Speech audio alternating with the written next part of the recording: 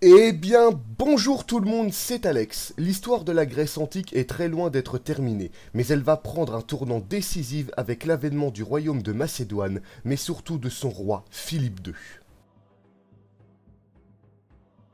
En moins 359, Philippe II prend le pouvoir en Macédoine à la suite de la mort de son frère, le roi Perdiccas III.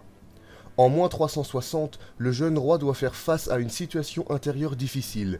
Le royaume hellénique est très divisé et se trouve au bord de l'éclatement. Au niveau de la situation extérieure, elle est catastrophique. Le royaume est directement menacé par les Illyriens, les Scythes, les Péoniens, les Odryses et les Athéniens. Toutes ces puissances regardent le pauvre royaume de Macédoine se déchirer et souhaitent prendre leur part du territoire.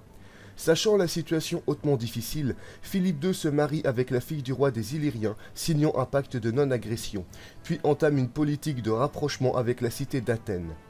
Par la suite, il élimine son concurrent au trône, du nom de Argeios, consolidant ainsi la situation interne du royaume.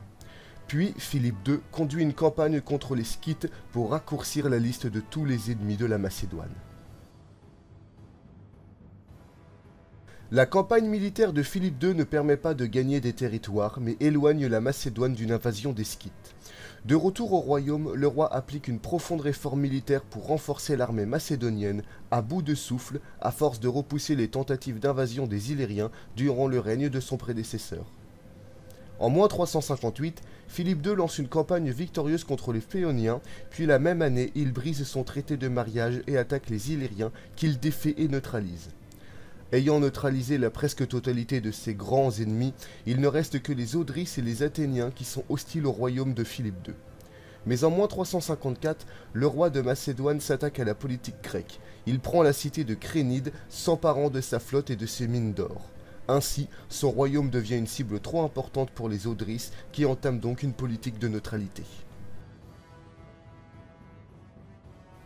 En moins 352, Philippe II décide de faire une entrée dans la politique grecque. Sous l'appel de la cité de Thèbes, l'armée macédonienne prend la cité de Fer à la suite de la bataille des champs de Crocus, puis place celle de Thèbes sous son influence directe. La même année, il lance une campagne contre les Odryses, dernier ennemi originel de son royaume, qu'il écrase à la bataille du fort de Teichos. La Grèce est fortement impressionnée par la puissance du roi de la Macédoine. Athènes, par peur, lui déclare donc la guerre en moins 349. Mais à partir de moins 348, les deux alliés d'Athènes, les cités d'Olynte et de Stagir, sont rasées, forçant Athènes à la paix. En moins 341, des voix se lèvent à Athènes pour une nouvelle guerre, mais en moins 338, Philippe II défait Athènes, prend les régions de Béotie et de l'Attique, puis place sous son influence directe les cités de Corinthe. C'est ainsi que l'ensemble de la Grèce se trouve sous domination macédonienne, seule Sparte conserve sa totale et complète indépendance.